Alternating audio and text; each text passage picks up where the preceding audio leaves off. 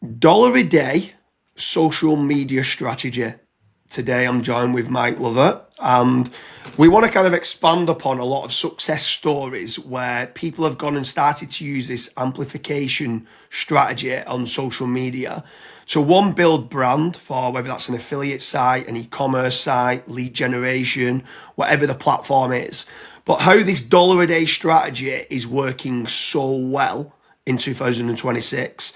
So, Mike, first and foremost, can you just explain the dollar a day social media strategy? I think for a lot of years, a lot of brands, especially whether it's like an affiliate site or an e-commerce site, they made a social profile as just like a box to tick, and they thought, is anyone really going to follow me? How will I go about getting followers? Well, obviously buying followers is the best way. You don't want to go spend thousands on Facebook ads and not see a return from it initially. So by spending $1 a day, you might gain a trickle of followers each day to your Facebook page. And over time, if you're consistent with that, after 200 days, you're going to have a few thousand followers, aren't you? Then if you were a local lead gen site and people thought, do I trust this business or not? They're going to go on the Facebook page and they're going to be actual real followers. It's not going to be followers from a country at the other side of the world that you've gone and bought. They're going to be real followers in your target location because you've probably geo-targeted it to the USA or the UK or wherever you are. So it makes your business look more legitimate. Same with e-commerce. If they were thinking, do I trust this brand? And they go and check out their Instagram and they see they've got 10,000 followers on there and that people are liking posts that you put on there, it looks a lot better than having. So on there now, you're talking about a trust factor of someone goes and clicks through to the Twitter account, and it's got 5,000 followers, and they're going, yeah, these look legit. And also the previous last couple of days, they've been doing tweets, so they know that they're active and they've got a good social media following. Yeah. Can we expand on this a little bit more with regards to branded search and click? So obviously we did a load of tests in a private group, and we started running it on a lot of different brands, from an e-commerce to several affiliate, including in the iGaming space. And then we also did it on like some local lead generation websites.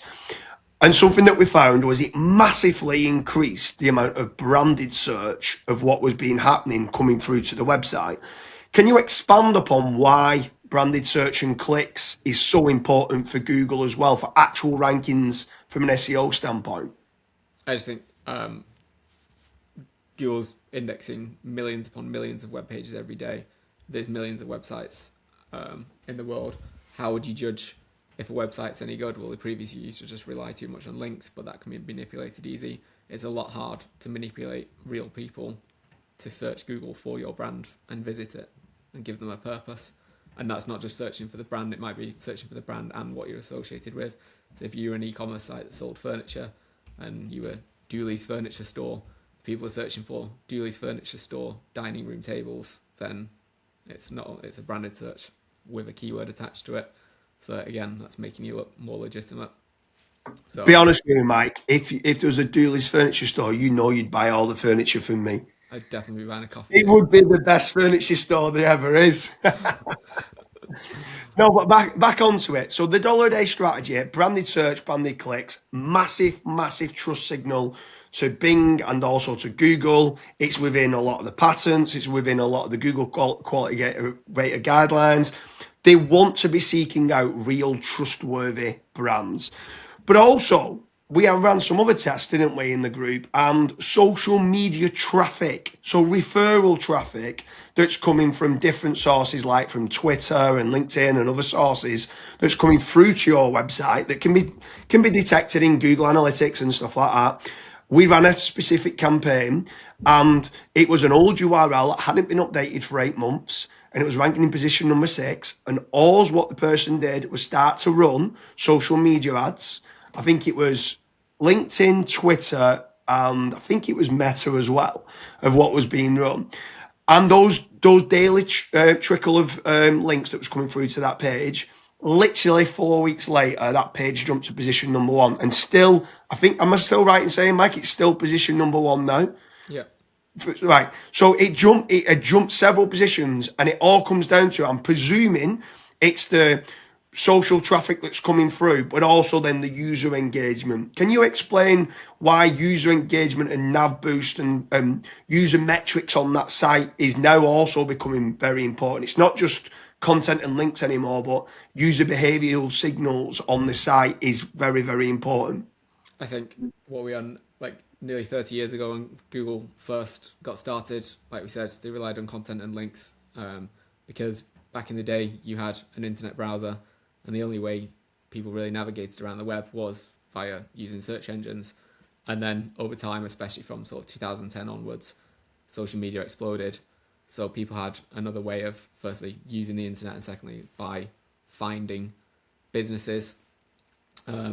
So to Google, there was a lot of less bloggers in the world. A lot of less people were linking to websites because they were sharing things on social media instead. So if I was an engineer at Google, I'd be thinking, well, surely a legitimate, good website would get shared quite a lot on social media. So if we can find a way of measuring people externally visiting a website that's not via Google, that's a potential popularity signal that they could use in addition to PageRank. So it makes sense to monitor third-party traffic. And then we saw from the Google leak that happened a couple of years ago that was a score, was third-party visits. And I think in the antitrust trial that they had last year in the USA, there was another thing that was mentioned, that they do look at external sources of traffic to sites. Yeah, for sure. So, but we've touched upon there a lot of secondary kind of ranking factors and a lot of secondary reasons of why the dollar a day for social media is great for actually rankings as well within, let's say, Google search or Bing search. And I want to talk upon the actual strategy. And so I'll give you like one or two things of obviously what I'm doing, and then you can expand on some of the stuff of how you're doing it. So for me on YouTube, a big one for me is on YouTube. I go and boost a video and I might boost it for a couple of dollars. And then what I'll do then is I'll go and check the watch time. And if more than 70% of the video is being watched, I'm like, people are liking this. People aren't dropping off. People aren't, do you know what, this is too technical for me, which none of my videos are, to be fair. But the drop-off's not like very low, and there's people watching it all the way through. Okay, I'm going to boost this a little bit more. And if it was like above 80%, I'm boosting it quite a lot. If it's above 90%, or I'm seeing people are engaging and liking and commenting and sharing the video, then we're spending thousands on some videos and boosting it because we're like, people really like what we're saying in this video, therefore we would boost it. But what about yourself on like other platforms? What other platforms are you doing this kind of dollar a day strategy where you're spending a little bit to boost it, but then if it is going well, then how much then more are you spending potentially on certain boosts if you're finding that an infographic works well, or a native video that you've uploaded, or it could just be literally a status that's informational? I think everyone gets a bit giddy with engagement metrics, don't they? So if you see that you're riding that social wave on social media, you do want to keep putting the money in there because you might not get an immediate return on the investment, but over time it should pay off with other things like we said, like the trust factor of having more social followers, and then you've got the option of retargeting again. So if you do manage to catch, like you said, like a bit of a wave where something does gain some traction and you can push that further, the algorithm is surely just matching it to people that are going to like your future content. So if you were Dooley's Furniture Store and you publish a video and quite a few people like it and it's furniture lovers that are watching this video, that's your opportunity to go and find more furniture lovers that you can then target in the future. So then if you do a big sale or a big promotion or some sort of big push, you've got a wider net to throw out there and catch people by doing that. Whereas if you just stuck to your original dollar, you might have just got a couple of hundred views on there and a handful of followers. But if you do manage to get a little bit of traction, it is worth trying to push and get that snowball effect just to cast your net further and get a larger audience in there. Yeah, for sure. I mean, for me, with regards to an amplification, the dollar a day strategy, there's two big success stories that I know about that kind of where this then started making me stand up and go, wow, I need to be doing this across all my brands. First and foremost is a guy called Daniel Priestley in the UK. It's a well followed kind of entrepreneur, and he talks about building a checklist, like a waiting list. And he comes out with an idea, and he just wants to kind of see how much traction that's going to get. So then what he'll basically turn around and do is he'll come up with an idea, he'll launch that idea like on a status, and he might go and spend £50 or £100. And then if it does start to take off, he might then go and spend another £500 until he's got, I think it's close to like 1,000 people in his wait list that says, we're interested in this. And at that point, then he might go, do you know what? It seems like people are interested in it. And then he'll go and build a minimal viable product for that kind of idea. So he sounds it out before building a SaaS or before building a specific service. He'll go and do it for that. But then another big one, it was over in the US, and it was a boiler company. And they was doing a lot of installations of new boilers. And everything, all the ads was all about new boilers, new boilers. All the statuses was about installation of a new boiler. And then they ended up running on the dollar a day strategy. They started to run some saying that they did servicing and repairs of boilers. Now, servicing and repairs was about 2% of their business. 98% was installation of new boilers. And what then started to happen was this servicing and repair kind of status ended up starting going viral. And then not only was they winning a load of work, they was getting like recurring revenue each year from it. And actually a lot of the repairs of what they were doing of the boilers when they was turning up turned into actual new installation of boilers. And the whole business model changed. And this all came initially from a dollar a day strategy, just doing little bits of a boost. One went viral, and now that same status now has become $1 million ads campaign for them that they're consistently spending money on. Now they're doing servicing and repairs for boilers, and it's actually led to them more installations. So that initial sounding board of doing this dollar a day amplification strategy obviously has so many different benefits from it. Do you know any other success stories with regards to the dollar a day kind of social media strategy?